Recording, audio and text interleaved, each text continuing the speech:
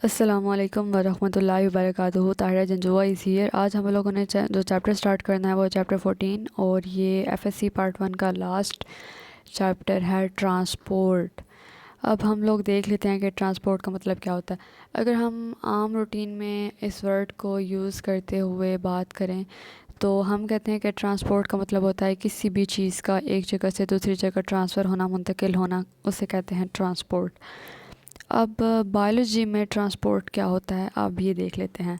Biology में transport का मतलब होता है कि कोई भी मॉलिक्यूल या आयन सेल मेम्ब्रेन को क्रॉस करते हुए या ब्लड स्ट्रीम को क्रॉस करते हुए बॉडी पार्ट्स की तरफ जा रहा है, या ऑर्गन्स की तरफ जा रहा है, या बॉडी के अंदर ट्रैवल कर रहा है, या सेल मेम्ब्रेन से साइटोप्लाज्म तक ट्रैवल कर रहा है, इनसाइड द सेल ट्रैवल कर रहा है।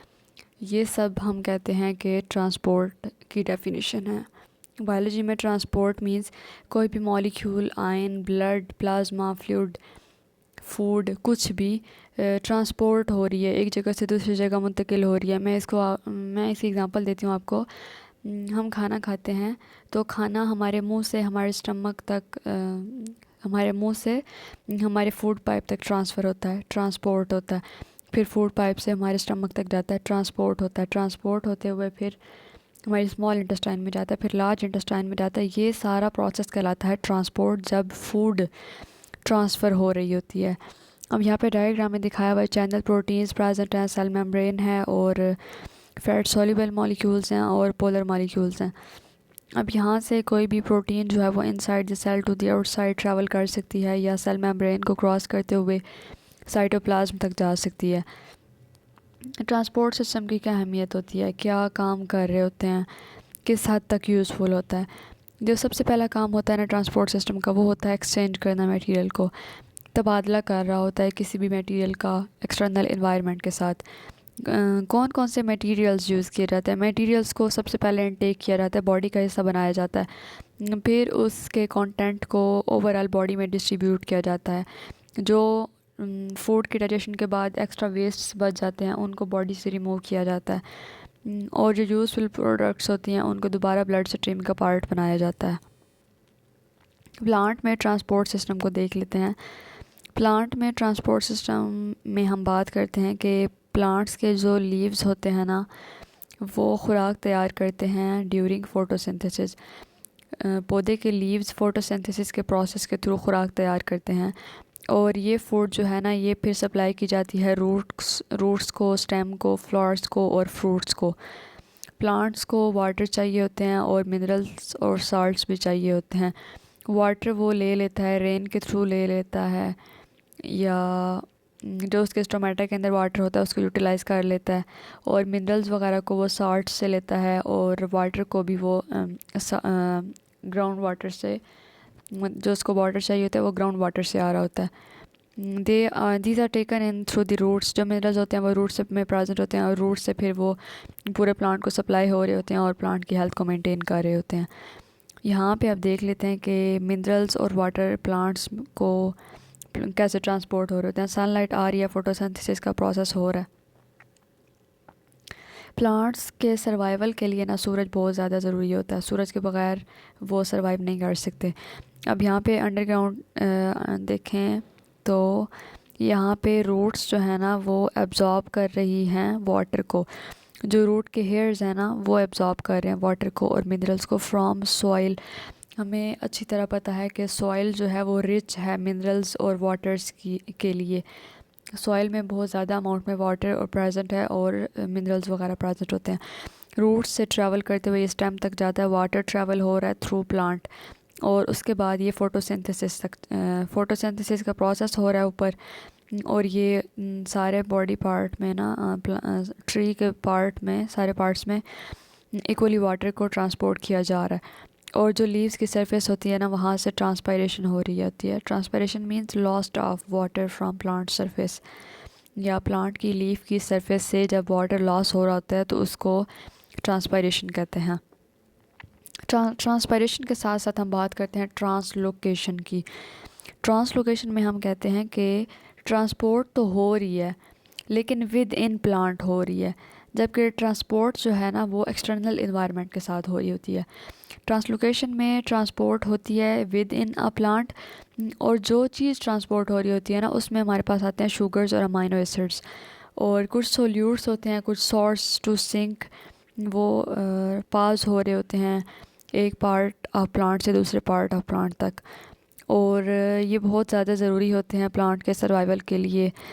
Transport in the phloem can either be in direction unlike the xylem which is one way.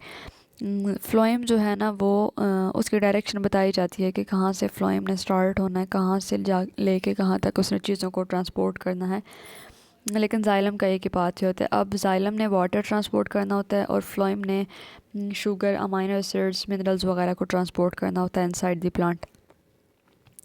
एक प्रेशर ग्रेडियंट बन रहा होता है, मींस एक प्रेशर जनरेट हो रहा होता है जब वाटर और मिनरल्स वगैरह ट्रांसपोर्ट हो रहे होते हैं रूट्स के थ्रू पूरे प्लांट तक। इसलिए ट्रांसलोकेशन को एक्टिव प्रोसेस कहा हुआ है कि डायरेक्टली सॉइल से लेके प्लांट के पूरे पार्ट्स को सप्लाई कर देना, तो ये एक्टिव प्रोसेस है, डायरेक्टली काम हो रहा है सारा। कुछ प्रोसेसेस होते हैं जो रूट्स की वर्किंग में इन्वॉल्व होते हैं कि रूट्स जो हैं वो कैसे वाटर को एब्जॉर्ब करती हैं या मिनरल्स को एब्जॉर्ब करती हैं, वो कुछ प्रोसेसेस को यूज़ करती हैं। अब यहाँ पे हमने उन कुछ प्रोसेसेस को डिस्कस करना है। मिनरल्स और वगैरह जो हैं वो रूट सेल्स में प्रेजेंट होते हैं, सॉइल में प्रेजेंट होते हैं। रूट हेयर जो हैं वो रूट सेल्स के थ्रू उनका अपटेक करते हैं, पैसिव अपटेक करते हैं, मींस उनको पैसिव अपटेक में एनर्जी को यूज़ करते हुए किसी भी चीज़ को ट्रांसफ़र करवाना पड़ता है, और ये एनर्जी एटीपी की फॉर्म में होती है। कुछ मैकेनिज़म्स होते हैं जो यूज़ किए जाते हैं वाटर को ट्रांसपोर्ट करने के लिए और मिनरल्स को ट्रांसपोर्ट करने के लिए, ताकि वो रूट्स से लीव्स तक जा सकें। वो हैं diffusion, active transport, facilitated diffusion और ऑस्मोसिस। डिफ्यूजन में बात करें तो डिफ्यूजन जो है वो एक पैसिव मूवमेंट होती है। पैसिव मूवमेंट जिसमें एक प्रेशर का एलिमेंट प्रेजेंट होता है और एनर्जी यूज़ हो रही होती है। ये वो प्रोसेस होता है जिसमें मॉलिक्यूल्स जहाँ ज़्यादा तादाद में होते हैं वहाँ से मूव करके जहाँ पे कम तादाद प्रेजेंट होती है वहाँ पे आ जाते हैं, मींस हायर कॉन्सेंट्रेशन से लोअर कॉन्सेंट्रेशन मूव करते हैं। यहाँ पे अब सेल मेम्ब्रेन है और वाटर मॉलिक्यूल्स हैं और फैट सॉल्युबल मॉलिक्यूल्स हैं। तो ये प्रोटीन चैनल जो है ना, यहाँ से वाटर मॉलिक्यूल्स आउटसाइड मूव कर रहे हैं, इनसाइड से आउटसाइड मूव कर रहे हैं, क्योंकि इनसाइड में वाटर कंसंट्रेशन है और आउटसाइड वाटर कंसंट्रेशन नहीं है। इस प्रोसेस को कहते हैं डिफ्यूजन। उसके बाद आता है active transport. Active transport is a type of cellular transport. ये भी एक सेलुलर ट्रांसपोर्ट की किस्म होती है जिसमें सब्सटेंसेस जो हैं वो अगेंस्ट कंसंट्रेशन ग्रेडियंट होते हैं, मींस हम कहते हैं कि वो सेल मेम्ब्रेन से साइटोप्लाज्म की तरफ मूव कर रहे होते हैं। हम यूँ बात करते हैं इनसाइड द सेल से आउटसाइड द सेल मूव कर रहे होते हैं। अब ये आयंस हो सकते हैं, ये फूड हो सकती है, ये हमारे पास एनर्जी हो सकती है। तो यहाँ पे सोडियम और पोटाशियम आयंस की एग्जांपल दी हुई है कि एक साइड पे पोटाशियम आयंस प्रेजेंट है, एक साइड पे सोडियम आयंस प्रेजेंट है, और एटीपी भी प्रेजेंट है, फॉस्फेट भी प्रेजेंट है यहाँ पे। तो इन्होंने अब ट्रांसफ़र होना है against the concentration gradient, means potassium ions ने सोडियम साइड पे जाना है और सोडियम जहाँ पे प्रेजेंट है उन्होंने पोटाशियम साइड पे आना है। ये प्रोसेस कहलाता है एक्टिव ट्रांसपोर्ट। उसके बाद है फैसिलिटेटेड डिफ्यूजन। फैसिलिटेटेड का वर्ड जो है ना वो फैसिलिटी से रिजेंबल करता है। तो फैसिलिटेटेड डिफ्यूजन में हो डिफ्यूजन ही रही होती है, लेकिन डिफ्यूजन को हेल्प करने के लिए प्रोटीन्स प्रेजेंट होते हैं। Facilitated diffusion is the passive movement of molecules और ions across plasma membrane by means of a transport protein in the plasma membrane. Plasma membrane में जो प्रोटीन प्रेजेंट होती है वो हेल्प कर रही होती है मोलेक्यूल्स को या आयंस को, ताकि वो इनसाइड द सेल से आउटसाइड द सेल मूव कर सकें। यहाँ पे इंटरसेलुलर स्पेस है और एक्स्ट्रा सेलुलर स्पेस है, और कैरियर प्रोटीन्स प्रेजेंट है, सेल मेम्ब्रेन भी प्रेजेंट है।